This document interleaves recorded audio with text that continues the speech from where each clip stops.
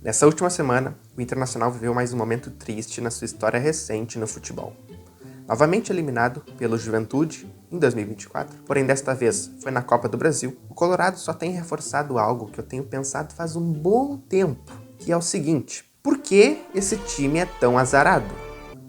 E antes que venha algum torcedor aqui dizer: ai, quem tá fazendo vídeo só pode ser gremista, quer estragar a imagem do Internacional. Cara, para. Não. Eu sou torcedor do Inter, tá? Acompanho esse time desde sempre. Inclusive, eu estive presente em loco, lá no Beira-Rio, no último título conquistado pelo Internacional. Que foi quando? Lá em 2016. Isso, cara. 2016.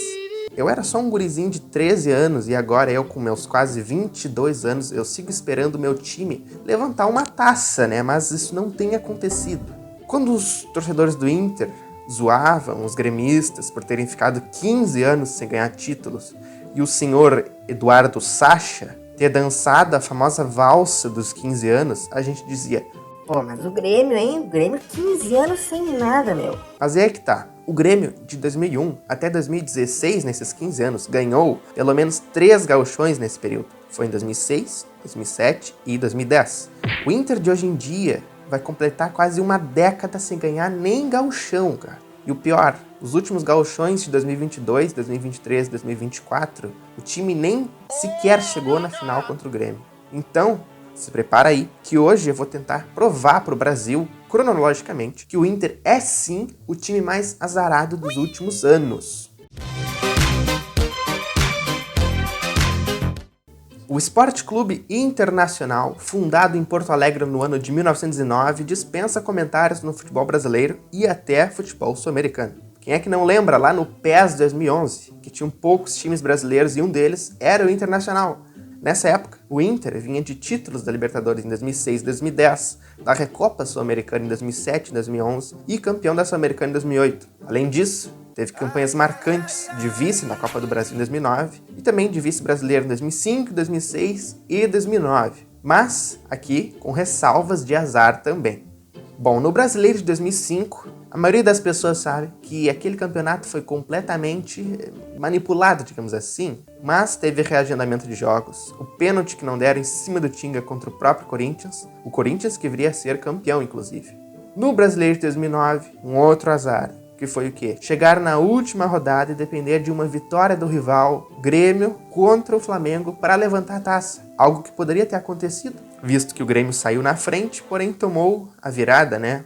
Mas ok, até essa época aí, 2010, 2011, o Inter pelo menos tinha uns caras que eram bem aguerridos no grupo, digamos assim, que eram jogadores bons, que davam a vida pelo time, algo que a gente não vê hoje. Por exemplo, D'Alessandro, Guinha Azul, Bolívar, Índio, quem não lembra desses caras? Mas o fato é que, de 2016 pra cá, a tal da valsa do Sacha parece que inverteu toda essa situação entre Inter e Grêmio.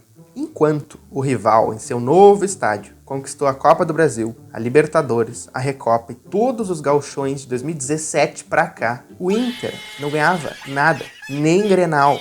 Tanto que, entre 2019 e 2021, foram 11 Grenais consecutivos sem vitória do Inter, cara. 11, eu lembro disso, foi todo mundo zoando, cara. É horrível essa sensação.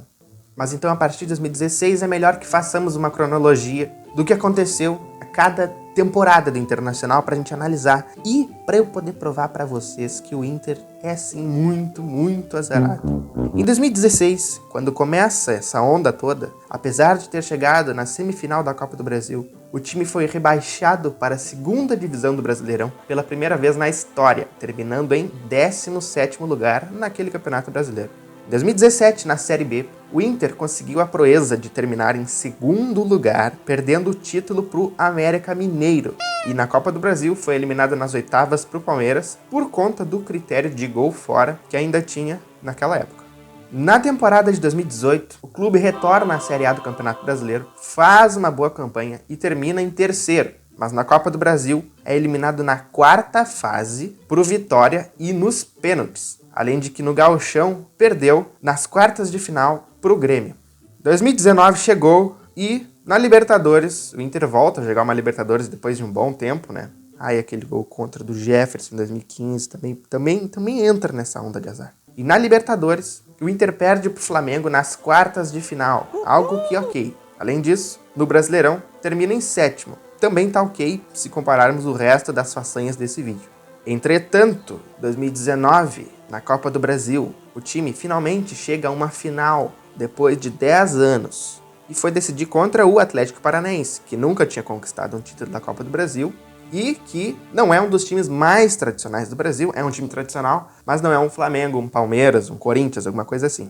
E o Inter precisando reverter um placar que tá tudo bem pra tu reverter, ou seja, 1-0, 1-0 dá pra reverter. O Inter era só ganhar de 2-0 ou levar o jogo pros pênaltis, mas perdeu o jogo em casa, façanhas incríveis dos nossos jogadores no lado de campo, pro Marcelo Cirino, e decepciona toda a torcida que foi lá prestigiar.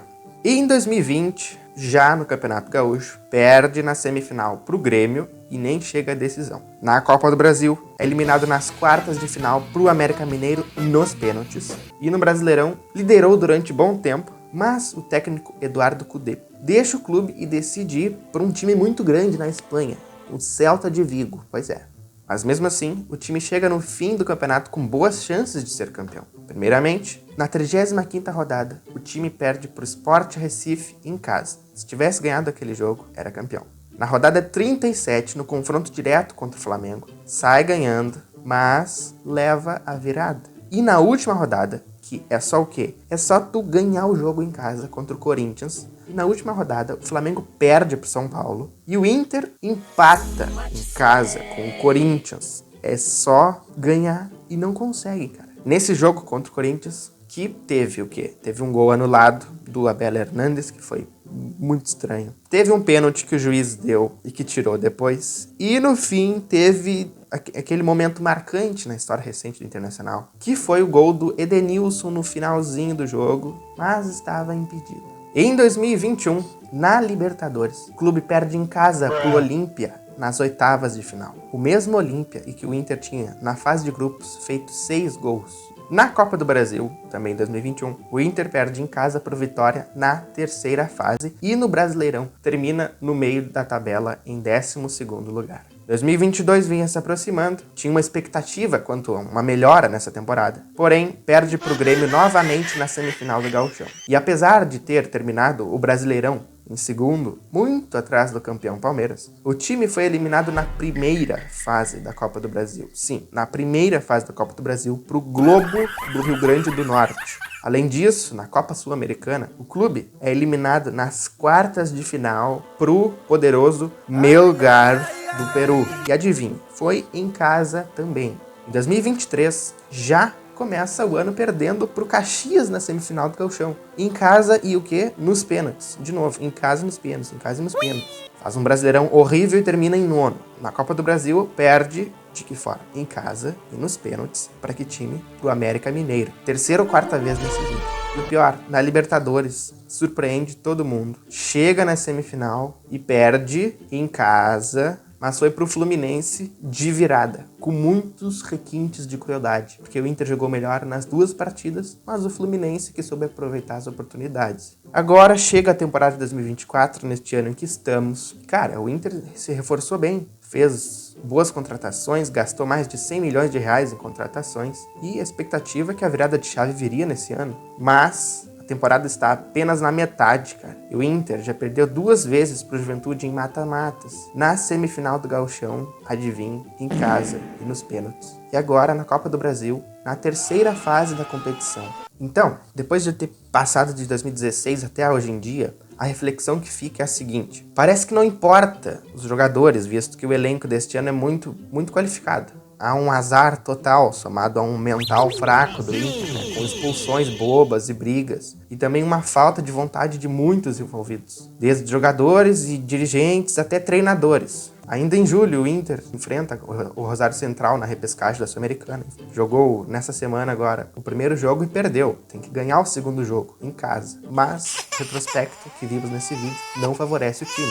E, falando em Sul-Americana, e talvez um fiasco que eu tenha deixado de mencionar dessa temporada, é que o Inter não conseguiu passar em primeiro lugar num grupo da Sul-Americana que tinha Belgrano, Delfim e Real Tomayapo. Times que certamente seriam rebaixados para a divisão de acesso do Campeonato Gaúcho aqui. Mas a tendência é que se passar do Rosário Central agora é que não vá muito longe, pois uma hora ou outra esse azar vai bater. Há quem diga que a situação toda aqui no Rio Grande do Sul afetou o time nessa temporada. E de fato isso pode ter acontecido sim. O Rio Grande do Sul ficou muito abalado, todos aqui. Eu inclusive tive que mudar de casa, minha casa anterior foi totalmente alagada e nós perdemos muitas coisas. Então se tu te inscrever e deixar o like já vai me ajudar muito.